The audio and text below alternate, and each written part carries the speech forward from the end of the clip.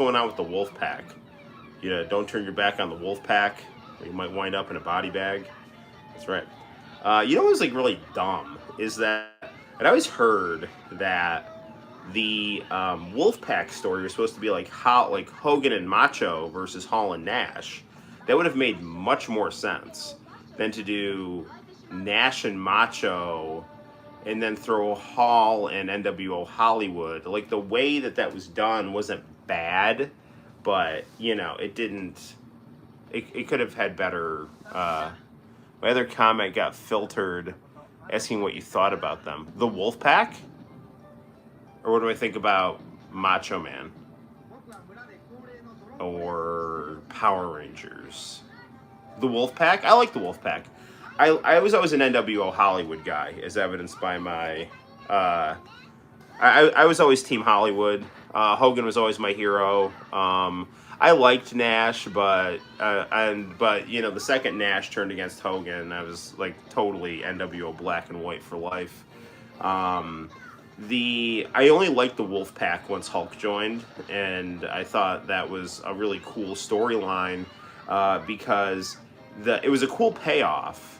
I mean, would it have been cool to have a Hogan-Nash match in like a cage or something? Yeah, sure it would have been, and they probably should have done that, but the actual narrative of the Wolfpack Hollywood fusing together, where Nash ended up being the leader but Hogan ended up getting the belt, was like really good because neither side could beat each other. So the compromise was Nash gets to lead but Hogan gets the belt. So Hogan gets what he wants and Nash gets what he wants, and now you have the NWO reunited, which I thought was like really cool. And I actually liked Jinko Gene Hulk Hogan because Hulk was always like over the top. So it made sense for him to be like, kind of like flamboyantly, egomaniacal with his Jinko jeans and his knit hat kind of thing, Hulk doesn't do anything half speed, you know what I'm saying? I get really annoyed when people criticize the NWO for having too many members and say that the NWO should have just been a tight elite group, because that would have been really stupid, because what they're talking about is the Four Horsemen. The NWO was special because it was mysterious and it was its own rival wrestling company. It was supposed to be a company, not a faction. And wrestling companies have a lot of wrestlers in the companies, and they're not all the coolest thing ever. Although everyone in the NWO I thought was pretty cool, from IRS, from like Wall Street, Big Bubba, Virgil, Vincent. I thought all those guys were good members, especially Vincent, because if DiBiase is in the NWO as the financial backer, it makes perfect sense to have his bodyguard in there, number one. Number two, I've also heard people say that the Giant was a stupid member to have in. That is really dumb, because Andre the Giant was, the major WWF big man, and the Giant was always positioned in WCW to be either his son or his successor. So it makes perfect sense for the WWF invading faction to have Andre the Giant in it. Or, especially like Andre the Giant's offspring or whatever, when he's had a relationship with Hogan as his rival, and now Hogan is in charge of the NWO, and he's able to, kind of bring in the Giant, because the Giant is, naive, and Hogan has like wealth and power and manipulation skills. It all makes perfect narrative sense and works really well. So a lot of the conventional criticism of the NWO is, I think, complete bullshit. Like, especially when the people are trying to say like, oh, the NWO stopped being cool when Hogan joined. Dude, there is no NWO without Hulk Hogan. It has been tried and tried and tried, and it never works. Because it's not going to work. Because Hulk Hogan is the Michael Jordan of professional wrestling. And there's no magical Chicago Bulls without Michael Jordan. And there's no good NWO without Hollywood Hogan. And the only reason that the Wolfpack was anything decent was because it was juxtaposed against Hollywood. So there's that. I want Paul White to do a Monster Sumo match in AEW. So do I. And in fact, it's funny that you bring that up because I've been watching a lot of Dark Side Hulk Hogan vignettes, and they're phenomenal. Mainly because he's insane. I love the Dungeon of Doom as well, because the NWO wouldn't have had its impact as this dark apocalyptic thing if you didn't have the cartoony, batshit crazy Dungeon Doom stuff. And the dark side of Hulk Hogan stuff was also hilarious, especially when he had a Phantom of the Opera mask and a giant sword. And he was talking about how he was exploring the mysterious dark side of Hulkamania. And then there's this one great vignette where Hulk and Macho Man are hanging out in Venice Beach, and it's the dark side of Hulk Hogan, and Hulk is ranting and raving, and there's all these hippies, and there's this drunk hobo who Hulk is saying is their manager. It's really good stuff. Also another, I can hear my poor baby crying upstairs.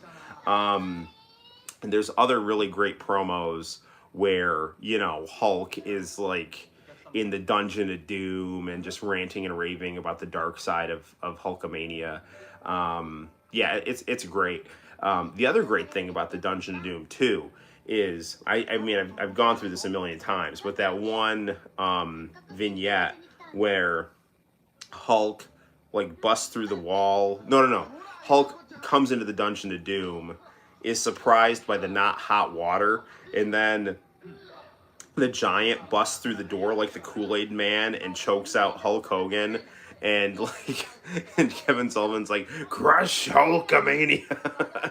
Oh, and then I remember all these skits from WCW Saturday Night because I watched them when they were happening in '94, and I just remember this great one of Kevin Sullivan running through the jungle in his underwear, and the Dungeon Master's head floating in the sky.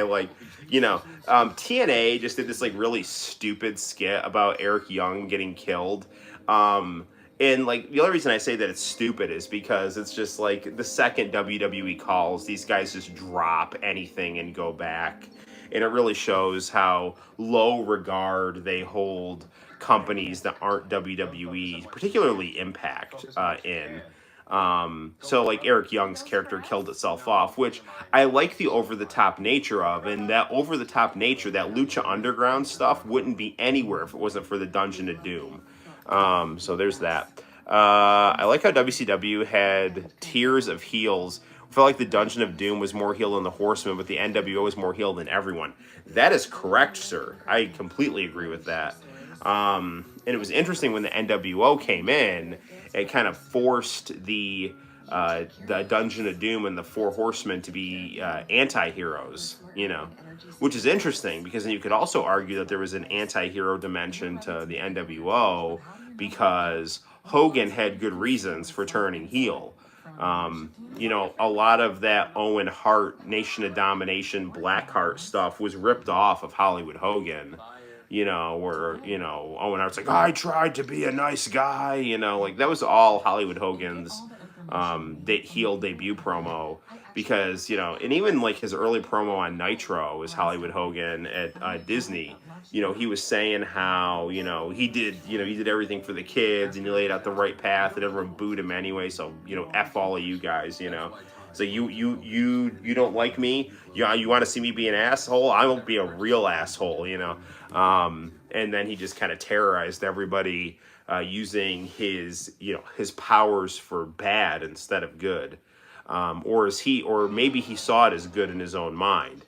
See, Hollywood Hogan had depth. He was a much deeper character than Steve Austin, and Sting was a much deeper character than Steve Austin too. Steve Austin, Stone Cold, was always just cheap heat. He was cheap heat and a good delivery, and he was someone that the WWF fans glommed onto because the WWF had gotten so god-awful that they saw Stone Cold as some sliver of hope or some light at the end of the tunnel, because they were loyal fans. And more power to them for being loyal fans. But there was just absolutely no comparing WCW to WWF until,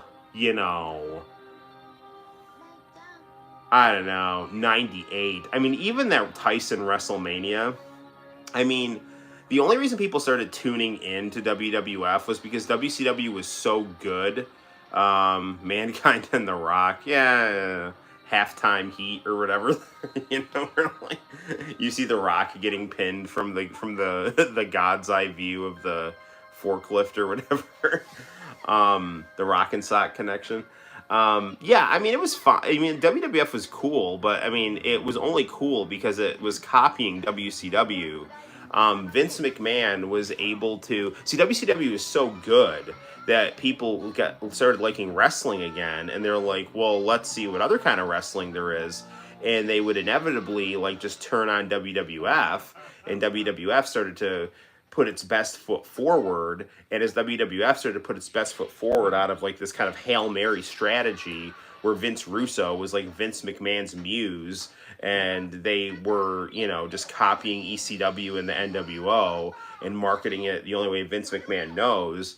It just so happened that at that time, Eric Bischoff started to hit a brick wall creatively because of either his own lack of talent and corporate drama at Turner. And I think it was probably more the corporate drama at Turner, because I think if Bischoff's mind was not preoccupied, he would have still been able to, keep his momentum going.